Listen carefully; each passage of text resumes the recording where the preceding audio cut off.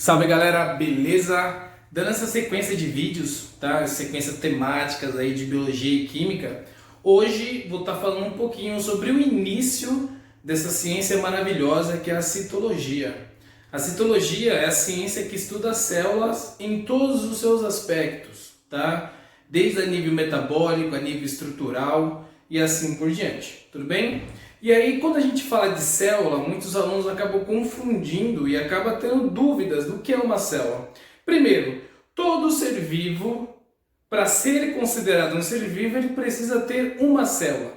Então, ou seja, a menor estrutura vital de um ser vivo é uma célula. E o conjunto de células vai formar o quê? Tecidos. Conjunto de tecidos vai formar os órgãos. O conjunto de órgãos vai formar os sistemas e aí sim o ser vivo acaba tendo a sua origem. É lógico, hoje, de acordo com os padrões taxonômicos, existem exceções. O vírus, hoje, ele tem ambiguidades, mas durante muito tempo não consideravam-se o vírus como um ser vivo porque ele não tinha uma estrutura celular. Mas hoje, pelo fato dele ter DNA e conseguir se replicar, algumas entidades, algumas referências contemporâneas afirmam sim que o vírus ele é um ser vivo, mas não é organizado por um padrão celular, tudo bem? Veja só, além de ser um ser vivo, o que um ser vivo tem que ter, né, além de células? Primeiro, um ser vivo ele tem que ter no mínimo uma célula, exceto o vírus, né, que ele está fora desse conceito. Além disso, ele tem que ter um potencial de buscar, de realizar energia para sobreviver. Então ele pode se alimentar de uma matéria orgânica, ou ele pode estar fazendo fotossíntese, tudo bem? Ele precisa se reproduzir e ele precisa responder a estímulos. Estímulos luminosos, estímulo bioquímico, ele precisa ter uma reatividade, ele precisa ter uma reação a algum estímulo. Então, se eu somo todos esses conceitos que eu acabei de falar, ter células, se reproduzir, responder estímulo, conseguir obter energia, tudo isso vai configurar um ser vivo. Tudo bem? Beleza. E olha só, gente, a célula, que é a informação inicial que eu quero falar para vocês, ela é formada em dois grandes grupos. Nós temos as células procarióticas e as células eucarióticas. Eu costumo comparar as duas como um Fusca, nada contra o Fusca, e uma Ferrari, nada contra a Ferrari também. Mas por que eu estou comparando Fusca e Ferrari? Primeiro, o Fusca, eu nada contra, tá? Adoraria ter um Fusca, tá? Mas o Fusca ele tem os conceitos básicos. Ele tem a carenagem, motor e roda. Qual que é a função dele? Ir e vir, pronto. Já a Ferrari tem tudo isso, só que tem a carenagem, o motor, os pneus, aí tem acessórios, né? Sei lá, tem túrbio, tem lá banco injetor, asa, foguete, enfim, estou inventando aqui, mas ele tem adicionais. Então, ou seja, gente, se eu fosse começar a falar, as células procarióticas, ela é o nosso Fusca, ou seja, né, as primeiras células que existiram no nosso planeta, né, foram as células procarióticas. O termo pro significa primeiro. Então as células mais simples que existem no nosso conceito citológico é as células procarióticas. A célula procariótica ela tem o mínimo necessário para induzir a vida de um ser vivo. Tá? Então os organismos procarióticos são os mais simples que existem no planeta. E de acordo com as teorias evolucionistas, a partir do momento que há 4 bilhões de anos atrás, quando teve a agregação, a associação de compostos que formaram os coacervados, né, que foram as primeiras estruturas, os primeiros aminoácidos que existiram no planeta, e aí essas modificações que esses coacervados formaram, deram origem a uma membrana, um envoltório e consequentemente formaram as células procarióticas, tá bom?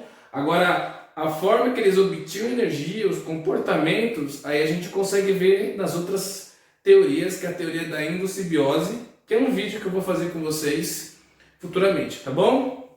Primeiro, galera, células procarióticas têm algumas características simples. Eu tentei desenhar aqui uma célula procariótica, né? Até bati na luz aqui, Mas as células procarióticas ela tem a maquinaria celular mais simples possível, ou seja, a ideia do Fusca que eu falei para vocês, tá? Primeiro, uma célula procariótica ela tem uma membrana plasmática que tem a função de selecionar componentes, então ela consegue, o organismo procariótico consegue trocar informações com o meio, tá? E consegue ter um padrão metabólico bem superficial.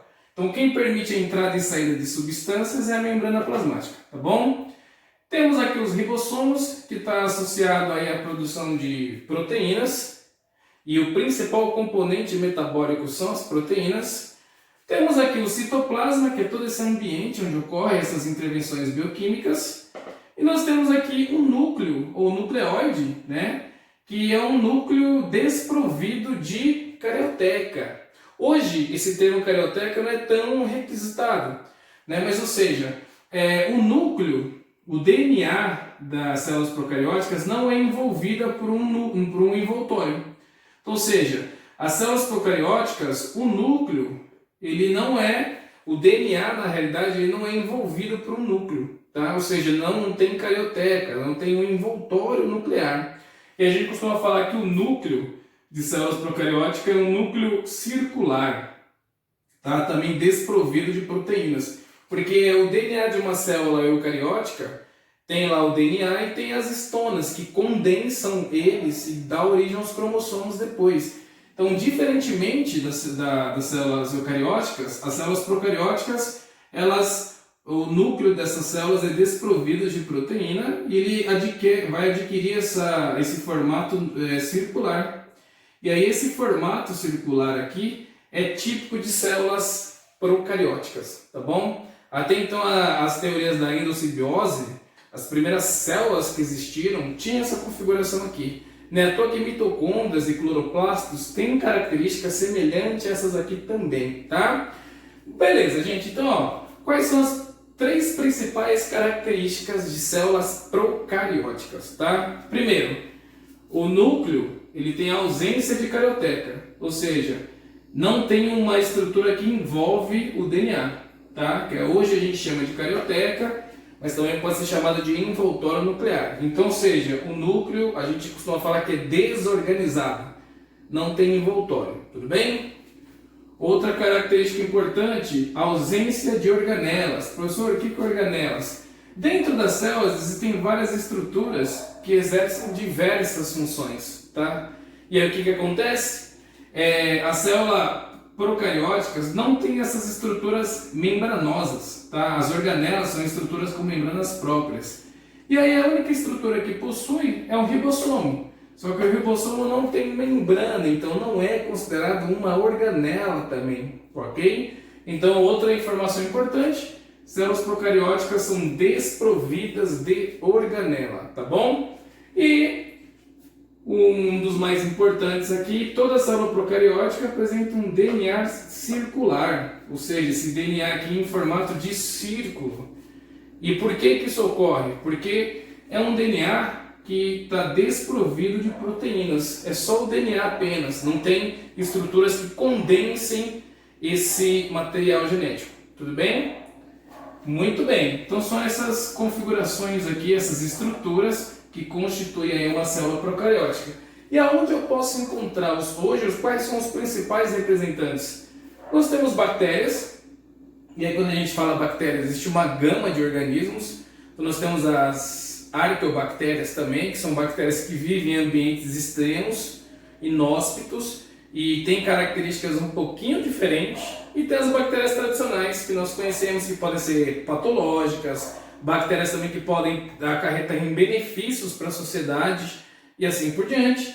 E nós temos as cianobactérias também, que têm um potencial de fazer fotossíntese, tá? Apresentam aí pigmentos à base de clorofila e tem esse potencial, tá bom? Então, resumindo, a célula procariótica é o início do tema citologia, tá? Então, ou seja, são as células mais simples que existem, tá? E o principal objetivo é vocês entenderem essas características, né, a esquematização e os principais representantes. Se vocês pegarem outros exemplos, vai ter outros esquemas. Vai aparecer aqui um flagelo, Algumas bactérias, por exemplo, pode possuir uma membrana, uma parede celular também, né? Pode apresentar pilos e assim por diante. Mas o meu principal objetivo nessa videoaulinha aqui é vocês entenderem as características, a estrutura e os representantes, tá bom? Entendendo esses três conceitos, fica fácil. Beleza, galera? É isso. Aquela ideia de sempre estar agregando informações, né? Eu me divirto fazendo isso. Quem puder tá curtindo, seguindo no canal, ajudando aí esse hobby virar uma coisa maior, eu agradeço. Beleza, galera? Fiquem na paz, tamo junto sempre, saúde e paz. O resto a gente sempre corre atrás. Fechou?